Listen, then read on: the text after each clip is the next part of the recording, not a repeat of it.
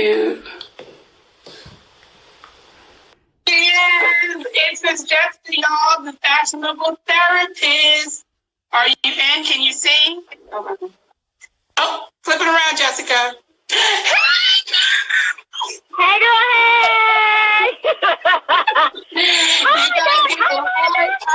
We have Jessica here with us this evening. She is. Hi, guys.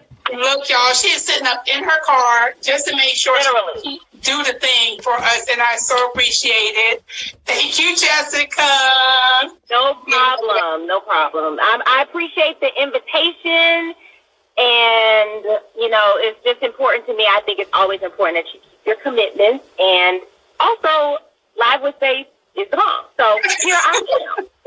Look, and I'm telling you, y'all, I tell her all the time, I'm like, I could sit here with a glass of wine and listen to her talk every day. I was like, I had to have you on this show this evening because your truth is everybody's truth that they don't want to say out loud. Understand? Hi, it's Erica Bunker. Hey, Erica. Look, her truth is the truth that everyone doesn't want to say out loud. So I was like, I love to hear her speak, and she speaks so well, so great, and the way she explains herself, you can't help but to relate to what she's saying.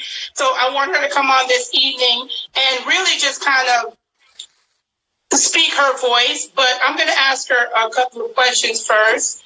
One of the questions I have for you, Jessica, is we know that you are a therapist. What type of therapist are you? So I specialize in marriage and family therapy. But when I say I do it all, I really do. My favorite population to work with are couples and married couples.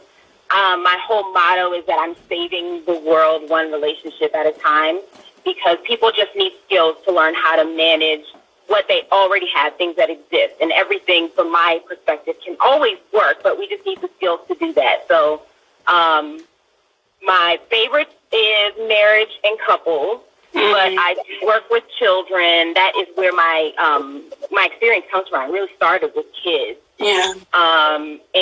But you know, when you're talking about families, you're dealing with just about any issue that can exist. So, career, you know, divorce, not divorce, working through those things. You know, I do it all. But, you know, and this is not to be funny, but doesn't, like, working with children prepare you for some marriages? Because I can hear some of the arguments that probably goes on in your office, and it sounds like two children going back and forth. Well, what's interesting to me is when people bring their kids to me thinking, okay, hey, lady, fix him, fix her, do that. Make that better, not realizing that they are actually the issue. They are the child's issue. And, you know, I tell them, I don't need to see your baby. I need to see you. Y'all need to come in here. You all are lacking the skills to parent the child, or the child has seen you do something in between the two of you that just isn't working. So it really does, all of it touches. We think that we can compartmentalize those kinds of relationships, but we can't. If you're in a family, all of the family members are going to be both negatively and positively affected by your stuff. So I think people that want to do family counseling need to be committed to the idea that you're going to have to sit down and talk to people, even if you think somebody else is the issue. It's probably you. I saw a quote the other day, and it said that oftentimes when things keep going wrong, instead of trying to find out who is causing it, maybe you should look in the mirror and realize that some of it has to do with you. Always approach a problem by asking yourself, what did I bring to the problem? Where do I fit in this problem? Am I the source of improving the problem, or am I a source of agitating the problem? And it's basically, that's just humility, honestly. Looking at yourself and not assuming that you are right. Assuming that there's something in you that is wrong and that you have to reevaluate. And that doesn't even mean that you're wrong in what you're doing, but it could be that you're wrong in how you are perceiving a thing. And that changes how you approach the person And that could change the course of the entire issue or circumstance. So always thinking about me when I approach a problem solves the problem quicker, because then people are not on the defense. Because when I come and I'm telling you, okay, well, I know I'm off base here, and I know that I'm doing this, but I see you doing that, they can receive that better than you need to change this. Mm-hmm. Look, I remember in the beginning of my marriage, they're talking about marriage counseling. And I was like, I don't need that. Maybe he needs that, but I'm good. Then Everybody says that. Like, oh, snap, I do need it. Yep. Everybody says that. Yeah, it's a fine line, because I think sometimes we tend to blame ourselves too much, and then sometimes we don't look at ourselves enough. So it's a fine line in knowing where you are the issue and where your partner is the issue. So that's where you have to come together, right? Yeah. And I tell people all the time, it's so important that one of the first things you should really focus on learning about yourself through a relationship is where you end and where the other person begins. Because if you don't know your own stuff, then you're not going to be able to effectively or positively change or influence the other person. Because you don't want to be the only person in the room that don't know what's wrong with you. Everybody else around you shouldn't be able to identify the issues that you have except for you. You should be able to say, these are my issues, these are the things that I struggle with, and then apply that to the situations that you find yourself in, not just kind of leaving that at the door like, I know I'm not good at that, but that ain't got nothing to do with it. Yes, it does. The issues you have follow you everywhere you go, and, you know, the better you are at identifying those, like, sooner when issues arise, the easier it is when you want to tell somebody else about themselves, because they can see that you are acknowledging your imperfections and your negative things that you bring to the table. And for you guys out there, do know that what she's talking about is not specifically marriage issues. It could be issues with your friends, your relationships, your children, all kinds of relationships that we struggle in. And so we're going to get back in that, but I do want to tackle some sewing stuff. So I'm sure you have a really full plate. So how do you balance your sewing and your 9 to 5 or 9 to 8 as you may have? Well, a long time ago, I prayed and I asked God to allow me the ability to make my own schedule, because I have 3 children, and my first priority was to be the one who cooked for them, who made them food, who gave them, somebody is rolling up on me. Hold on a minute, y'all. See, this is what happens when you're trying to do the live. Somebody's come and stick the cop. Y'all, look. Oh my gosh! Were you saying something because you're parked there? I'm in an empty parking lot. Oh no, it's not. It's just. Hold on a second. Hello, sir. How are you? I'm good. I'm doing a live video, and I'm not near my home. I just needed the light. That's why I was sitting here. All right. I appreciate you checking on me. See? Kindness always gets you further. I know. Girl, I was looking like. Y'all, what you know about watching Live with Faith and the cops roll up on you? What you know about that? Look, we was watching Live with Monica, and there was some shooting going on outside the building she was in. So it was like, y'all, and I tell you, when you watch Live with Faith, you never know what's going to pop up, okay? Somebody going to have shooting. Y'all saw them lights, look. Y'all saw them lights. Alarm going to be going off. But, I appreciate him, because he clearly could have been like, you got to move on. But he didn't. He was nice. So, thank you, Jesus. See, this is what happens when the Lord loves you and you are in his space, he going to let you move on, okay? So, back to the subject. Right, Felicia said, I saw your face. It's all like this. But back to the subject, we talk about sewing, and so I wanted to tackle social media for a bit, because that's something you spoke on a while back, and I thought, wow, this is so profound. People really need to really focus on this. And so what I see sometimes, I was thinking, I know sometimes social media causes people, let me not say cause, because people tend to blame social media for their actions when social media has nothing to do with it. It's who you're watching and you let it influence you that has something to do with it. So what I see sometimes people trying to keep up. keep up with others or keep up with social media in order to make themselves relevant or to get the fame they see other people getting. So, I mean, what is your advice to that? Because, you know, I love to sew. My page is not curated, but neither is my life. But I just love to sew and share. But sometimes it seems like people are really grasping to gain that fame or that relevance. And sometimes it causes them to really step outside of who they are in order to get it. And I think sometimes it backfires. So what is your advice to people who are grasping at things that maybe is not in their wheelhouse at the moment? Maybe it's not for them at the moment. So, okay, so a couple of things. It's so many branches on that tree. The first thing I'll say is that if you love to sew, you need to sew. Mm-hmm. If you love to create, you need to create. Mm-hmm. And I think in all things, whether we're talking about sewing or anything else, mm-hmm. you really, really, really have to question your motivation. Mm-hmm. What is it why am I doing what I'm doing? If we're talking about working out, if we're talking about going to work, if we're talking about communicating with a spouse or a friend, you always need to ask yourself, why am I doing what I'm doing? Mm-hmm. And so if sewing brings you joy, if sewing is something that you feel is a part of who you are, because that's speaking personally, I feel like I had no idea that I had this in me. And I just thank God. I feel like it is a literal gift from the Most High. And so I don't want to take that for granted. So when I approached social media, when I initially approached social media, it was literally sew and share. Like, guys, this is what I made, because I was so amazed that it came from my hands. And I just wanted to say, look at what I did. That's it. I didn't need anything from anybody, and it was nice to receive feedback, but it wasn't something that I needed.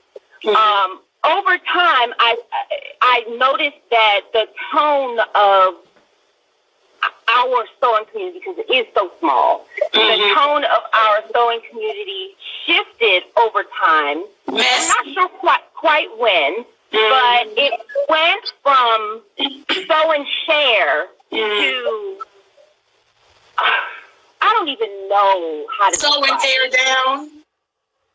Yeah, and it's not an outward,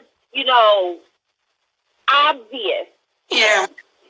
It is quiet and just mean in a lot of ways. And it just made me sad because it makes people who have immense talent go away. And for people like me who just literally sat down at a machine and just tried to figure it out, and I'm looking at your stuff and going, oh, how did she do that? And I'm inspired by that. And let me reach out to her and ask her, because my machine is doing this weird thing, and I don't know how that works. And she has my machine. Let me call her and see, can she help me? Those people, those interactions, they change over time for a myriad of reasons. And what gets lost in the mix is the fact that we are creators, and we need to be proud of what we create, regardless of whether or not somebody else likes it. Yeah. So I'm not even sure what your initial question was, but would you ask me? What is your advice for people who are basically grasping and something may not be for them? Let me give you an example. For instance, we know who Mimi G is. We know who Erica Bunker is. People see them and think, I want to do that too, and they do what I call thirsty things to try and gain, but they don't realize maybe this is not your arena. Maybe this is not your moment. Just do what you love and do it really well and work hard at it, and then the blessing will come. But don't try to be like people or be in competition mode in a way where it's going to, affect you and your mental state. Are you there? Can you hear me? It froze a little bit. Oh no. Are we freezing? This is getting too good. Don't freeze right now.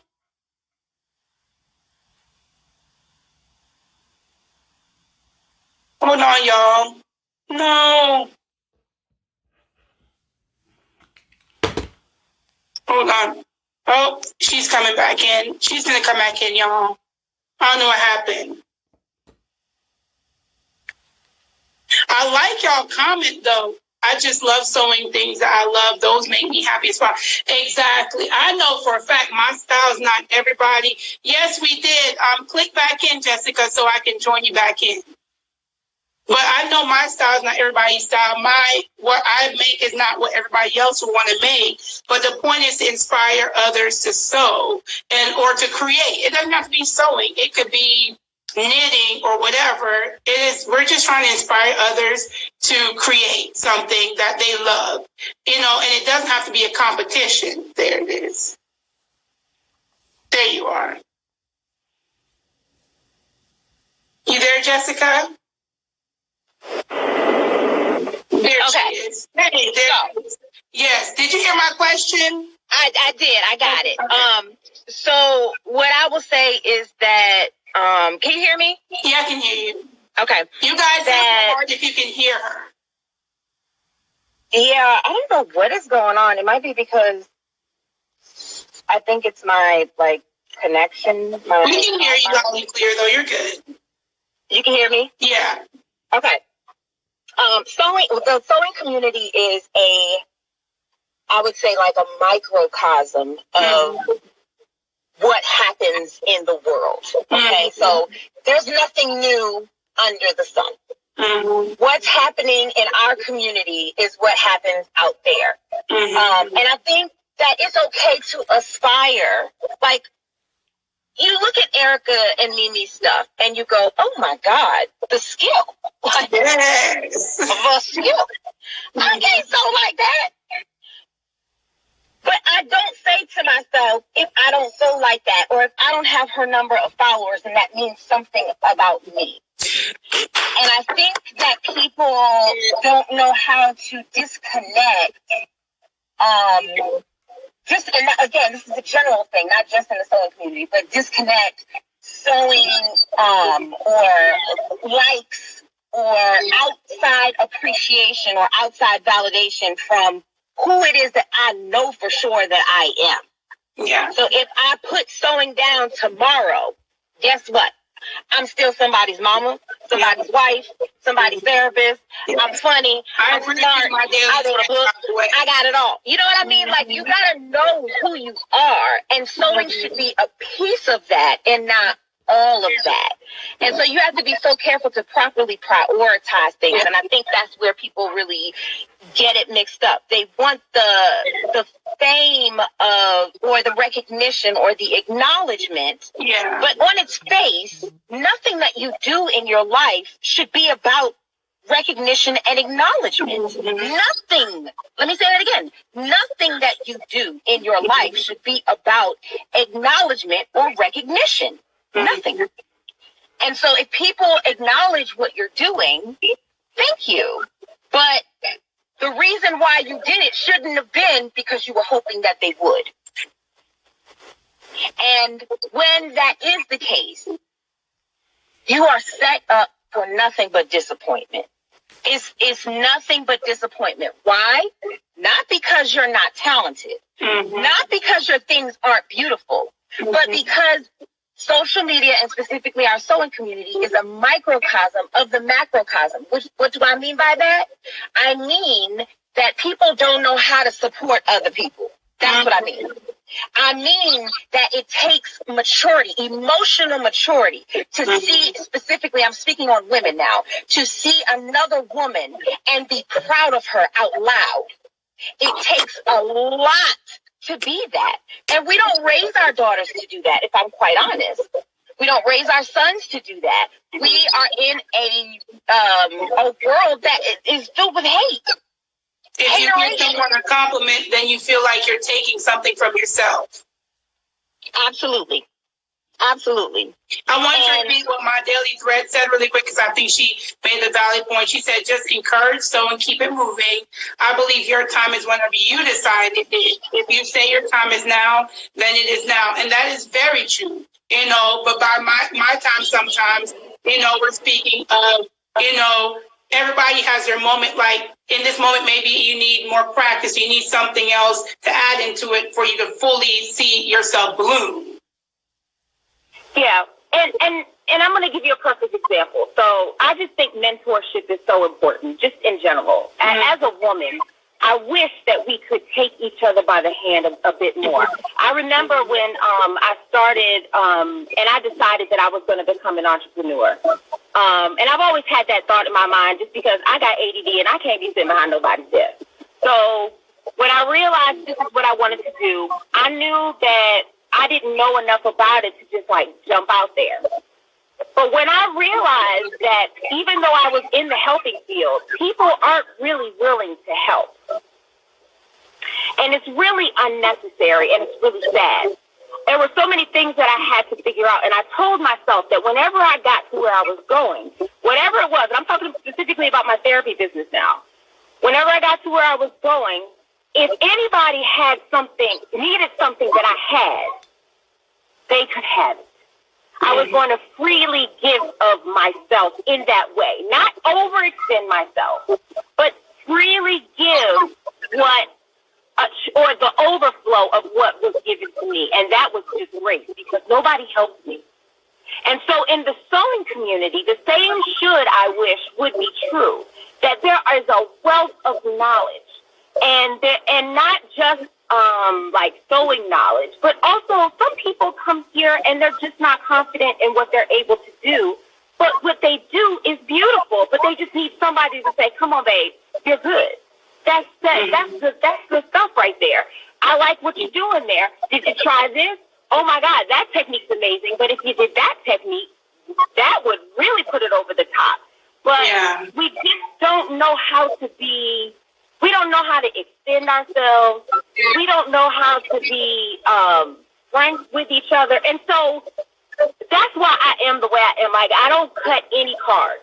If you have ever spoken to me, and I count for anybody that's on this live and you, this is exactly who I am.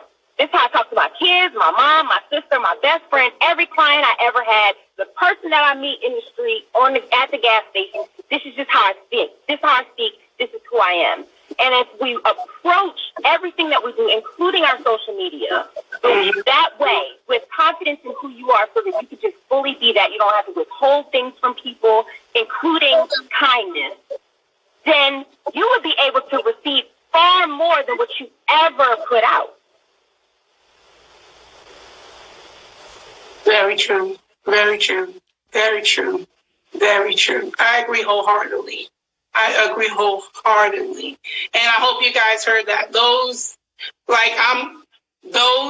advice, and this is why I could sit and listen to you speak for hours, because there are times where my mind goes 50 different places. And when I talk to you, you kind of bring it all together and put it into perspective.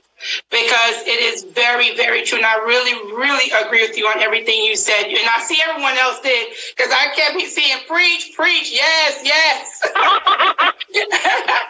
So I completely agree with you guys. And I thank you guys for your feedback. And if you guys have any other question for Jessica, please go ahead and put up. I'll sit here for maybe about another minute. If you guys have a question for her, and I'll go ahead and ask that question for you. You see, I don't care what level folks are at, because you're doing. Oh, yes, for sure. I mean, who are we to say what level is a good level and what level is a bad level? You know what I mean? In my opinion, I'm not as great as a sewer as quite a bit of people I've seen. I'm still learning a lot. But does that mean that I'm not doing a great job at what I do? No. You know, people may look at me as inspiration as a beginner. Just like people look at someone else who may be on the other level from me as inspiration of where they would like to be. You know, we are all inspired by each other in the community, and I love that. Like, I look on Felicia's page or Monica's page, and I'm like, girl, I would have never thought about using that fabric, or I would have never thought about styling or using that pattern. Or when I look at Erica and Mimi G, sometimes they sew things that when I saw the pattern, I'm like, But when they sew and they style it, it makes me go, wow. I didn't think about looking at it like that. You know what I mean? I think on every level, you know, there are beginners that inspire me that I've seen, and they're teaching me things in their beginning stage that I didn't know when I was a beginner. You know what I mean? So I think it doesn't matter what level you are, you can inspire anybody. Yeah, I agree. And, you know, one thing I tell people all the time, and, you know, it's not necessarily about sewing, but it definitely is, it relates, that in life, nothing is relative. So you arrived here butt naked and alone, okay? Mm-hmm. And that's because there's something specific that you were supposed to bring to the space. You are there is a space that you must occupy that nobody can really help you with. Mm-hmm. Nobody can help you with that job of occupying your own space. Like, you have to learn how to do that. And the gift of creativity is just one form or way of doing that. And getting caught up in whether or not someone agrees with what your brain produced is crazy on its face.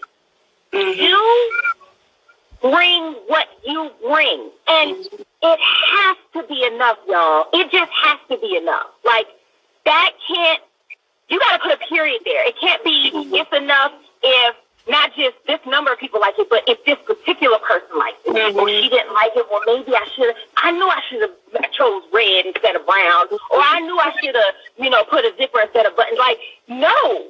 When you do something, it just has to be enough. And so I'm not just speaking about sewing. That's in your life in general. That when you put forth your best effort, you have to accept that first. And if you are able to accept your best effort, then if you get 10 likes or 10,000 likes, you're happy. And, you know, I want you to elaborate on this. I will tell you guys really quickly an experience I had where I allowed someone to get into my head. When I first got on Instagram, I was still, like, I was in the after beginning stage. I wasn't a beginner anymore on the sewing machine, but I was still learning a lot. And someone started telling my page was all over the place. And, oh, you need to do this, you need to do that. Oh, this doesn't look right, that doesn't look right. And I let this person get into my head so much where I just stopped sewing and stopped posting. Because I started feeling like, you know, maybe they're right. Maybe I'm not good enough. Maybe I shouldn't. And I got right in my head. I let that person put me right where they want to put me. They put me in a box of self-doubt. And it made me stop looking at things in the perspective of, hey, I'm learning, but maybe someone can inspire from my learning, from my growth, you know. But then when I came back on stronger because I had a good friend that I met through social media telling me, hey, no, ma'am, you do you.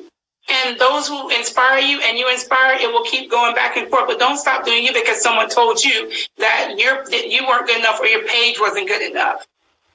You know, I just pray that God deliver me from people who think they know something about me because of my social media page.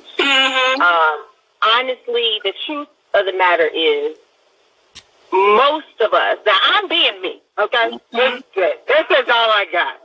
But the truth of the matter is, y'all don't know each other. We don't know each other. We don't. It's the truth. We don't know each other. So, listen, you can look at my page.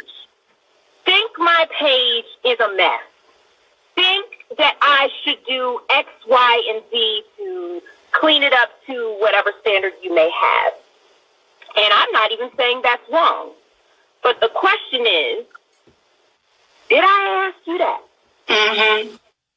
Is that what I want to do? What's the goal here? If I go in and I do all of the things that you told me to do, not everybody is going to be able to cut a check from Instagram. It's just not going to be that way. Yeah. Some of us have gifts and talents that go beyond whatever, and they were made for social media, literally, like made for prime time. Right? All you need is just for the right person to see it. There are people that are like that, but all of us can't be Insta famous. No. And it's not, and so not just that it's not your time. I heard you say that earlier. Not just that it's not your time, but also that's not necessarily for you. So what is sewing really for in your life? Yeah. You should have an answer to that question.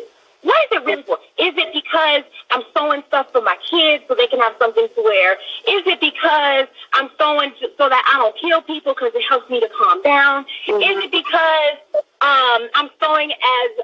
a side hustle or a business?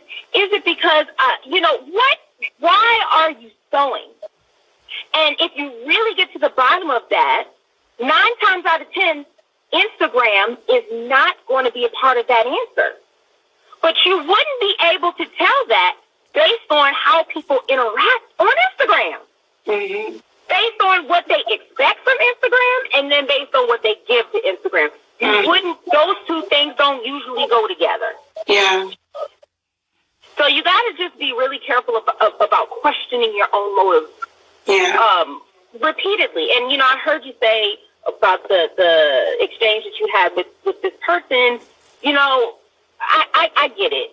And not everybody is really going to understand why you do what you do or, the decisions that you make. But sometimes we just got to thank God for certain interactions. Yeah. Because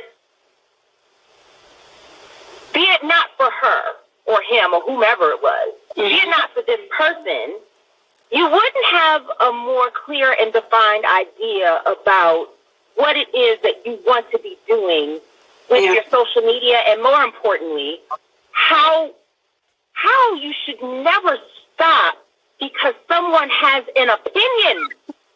It is an opinion. That's it. An opinion.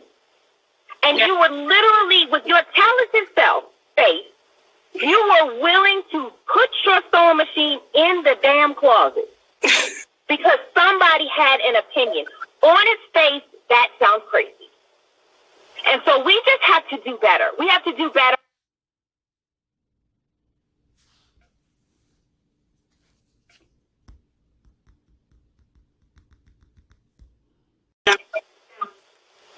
Really. You're right. And I know a lot of people watching, a lot of them struggled with this because, I was listening because that person was, in my mind, at a higher level, and they had way more followers. In the time when I first got on Instagram, I knew nothing about Instagram. I just knew, in my mind, a lot of followers meant that you were popular. So I thought, well, maybe this person knows what they're talking about. So maybe I'm just, not as good as I thought or whatever. So that's how I let it affect me. But of course, that was a growth moment. I had to grow. And we thank God. See? But that moment made me more understanding. It made me want to be nice to others because I know how it made me feel for someone to put me down. I said I would never do that to anyone else. Yep, absolutely, absolutely. And so these experiences don't feel good. Yeah. However, they teach us something if you're willing to really look at it and learn. There's something that you can learn from someone looking at you and saying, I don't like what you're doing. Mm-hmm. There's something to be learned because in that moment, you got to choose. It's her or me. Mm-hmm. It's you or it's me. You telling me what you think about me, but what do I think about me? Yeah. And if you don't choose yourself, then that's the reason you need to put your sewing machine down because you got some other work to do. Yeah. And that's the problem. Trying to validate or affirm who you are through a gift or a talent. No, baby. No. Gifts and talents, they are extensions of us. They are not who we are. If I lost my fingers tomorrow, if I was not able to ever sew again, that anything into who I actually am. This is my daughter trying to call me. That doesn't say anything about who I am. Yeah.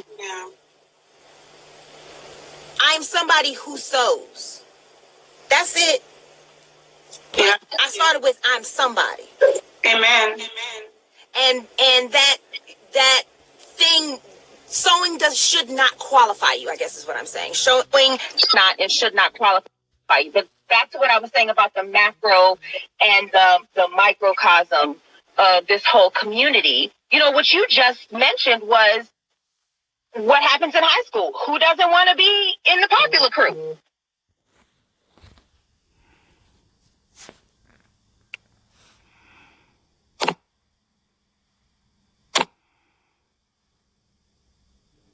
My daughter just tried to FaceTime me and it cut my thing off. She thought my daughter is literally salty. Well, we're going to let you go because I know you got life to live.